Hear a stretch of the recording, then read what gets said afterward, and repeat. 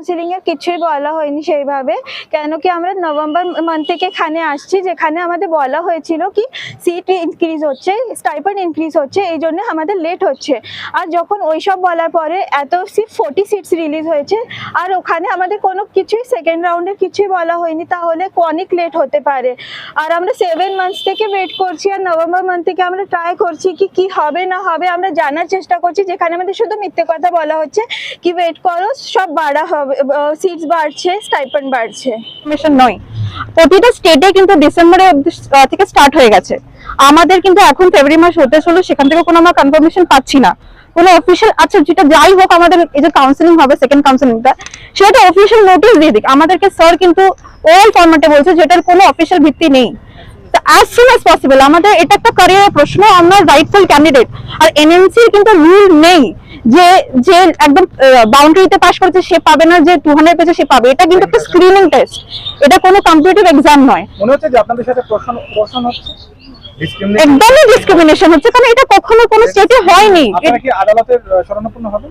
না, যদি আমাদের গভর্নমেন্ট শুনে না কথা, তাহলে আমরা আদালতে অবভিয়াসলি যাব না। আমরা আশা করি, আমরা হোপ রাখছি, কিন্তু ব্যাপারটা এখন আপনারা প্রশাসনের উপর আস্থা আছে 100বার। আমরা চাইছি যে হেলথ মিনিস্টার, আমাদের অনারেবল সিএম আমাদের খুব তাড়াতাড়ি কথাটা শুনুক, কারণ আমাদের কাছে কোনো অপশন নেই।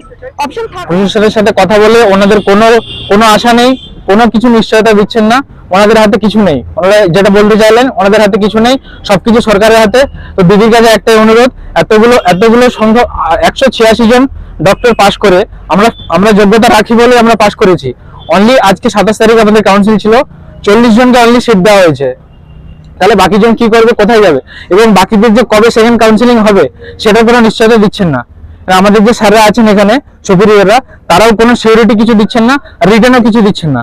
আর রিটার্ন যখন চাওয়া হচ্ছে যে রিটার্ন কিছু আপনারা দেন, বলছে তাহলে আমরা কিছু জানি না এবং আমরা কিছু বলিনি। তো যা কিছু আছে সরকারের হাতে আছে। তো আমাদের রিকোয়েস্ট এটাই যে আমাদেরকে সবাইকে সিট প্রোভাইড করুন।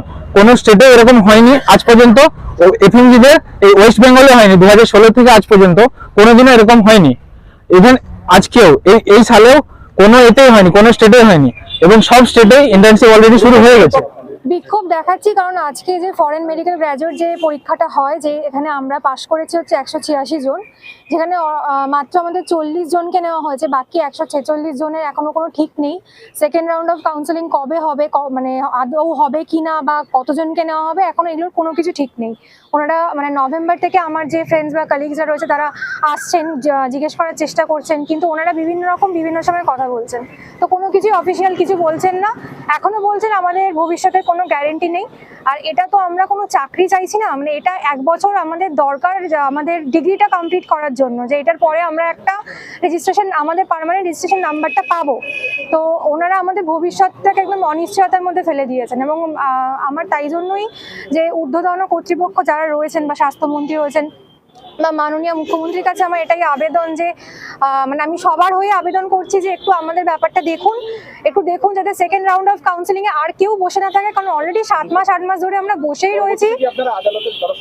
না, আদালতের দ্বারস্থ আমরা এখন কেউই হতে চাই না, কারণ এটা আমাদের এখনো অব্দি আস্থা রয়েছে যে ওনারা যদি এই ব্যাপারটা জানেন তাহলে অবশ্যই সাহায্যের মাধ্যমে আপনি মুখ্যমন্ত্রী অর্থাৎ স্বাস্থ্যমন্ত্রীর কাছে কি পাচ্ছেন। এটাই বলতে চাইছি যে উনি আমাদের অভিভাবকের মতো, তো আমি এটাই ওনার কাছে সবার হয়ে মানে অনুরোধ জানাচ্ছি, যদিও এটা আমাদের অধিকার যে আমাদের এই সিটটা পাওয়া দরকার।